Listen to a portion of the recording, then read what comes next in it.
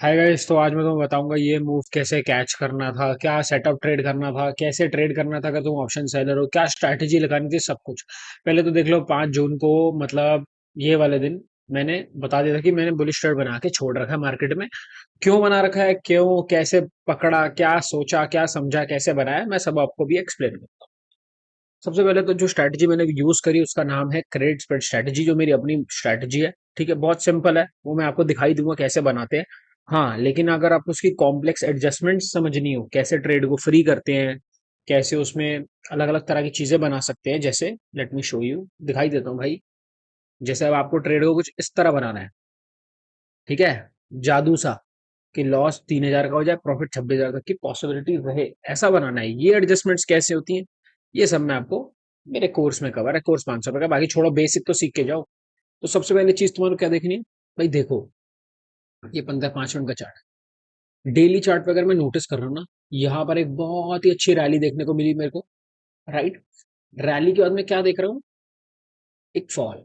यहाँ पर आपको बेरिश नहीं, नहीं, बड़ी नॉर्मल सी फॉल है। क्यों फॉल नॉर्मल सी है, थोड़ा सा हम अपना दिमाग और कैलकुलेशन दोनों को मिक्स करते हैं। आप देखो, अगर मैं जाऊं प्राइस रेंज, मेरा 14% का इंडेक्स का मूव आ गया है, ठीक है। क्या वो सीधा चलता रहेगा? अगर मैं आपसे एक सवाल पूछता हूँ भाई साहब, कोई स्टॉक को ऊपर जाना है, क्या वो यूं जाता है, या वो यूं जाता है, यूं जाता है, यूं जाता है, फिर यूं जाता है? ये होता है ना आंसर सही, राइट। तो वही हो रहा है ना मार्केट में। ये गए हम, ये और एक पॉप, यहाँ से हो सकता है ये फिर से बॉक्स बनाए और फिर से पॉप करे, कुछ भी पॉसिबिलिटी है, राइट। क्या क्या चीजें नोटिस करने वाली थी, स्टॉक जो था ना, वो जो बैंक निफ्टी था वो 1020 के आसपास सर्व कर रहा है, एक दिन नीचे के अगले दिन वापसी, यूटर्न मारते रिटर्न। ये जो थी ना, ये रियल स्ट्रेंथ थी इसके अंदर। उसके बाद टक टक टक टक टक टक, कुछ भी नहीं करा इसने, कुछ भी नहीं करा, बस साइडवेज चलता रहा, चलता रहा, चलता रहा, चलता रहा। उसके बाद आज जाकर इसने एक ब्रेकआउट दिया, और ब्रेकआउट को ये नहीं अब यहीं कहीं ट्रेड करना चाहो, ये जो है ना, जहां से सेलिंग आई है, जब ये हाई टूटता है तो ब्रेकआउट के अंदर जान आती है, ठीक है। तो मैं इसका वेट कर रहा था, अब मैंने ट्रेड यहाँ बना दिया। अब आप कहोगे यहाँ क्यों बनाया भाई, यहाँ पर मेरी सेलिंग तो देखो क्या है। मेरी सेलिंग है 54,500, 54,500, ये है मेरी सेलिंग, ठीक है। तो यहाँ पर मैं बुलिश हो चुका था, ठीक है, लेकिन मैंने क्या बेचा था, 54,500। मतलब मैं कह रहा था मार्केट इसके ऊपर तो सस्टेन करेगी ही करेगी। आज मैंने इसको बुक कर लिया, ठीक है।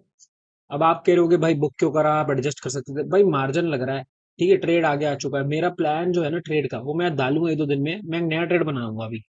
अभी 1 2 दिन में देखो, मैं कल का दिन देखना चाहता हूँ मार्केट को, और फिर बनाऊंगा नया ट्रेड।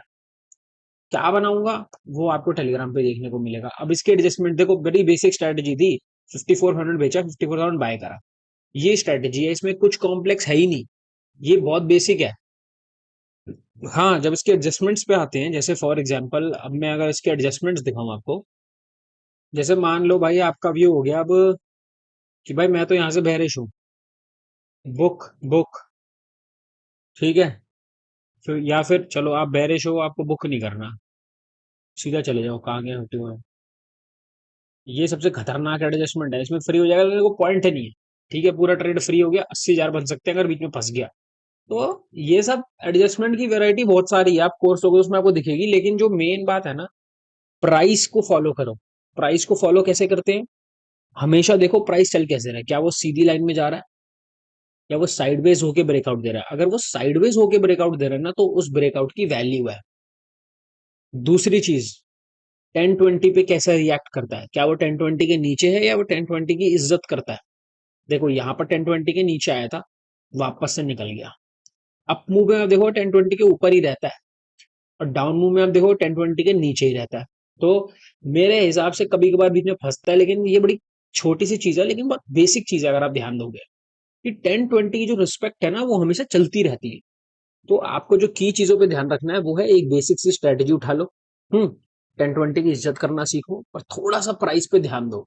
जैसी resistance pop, price pop, okay.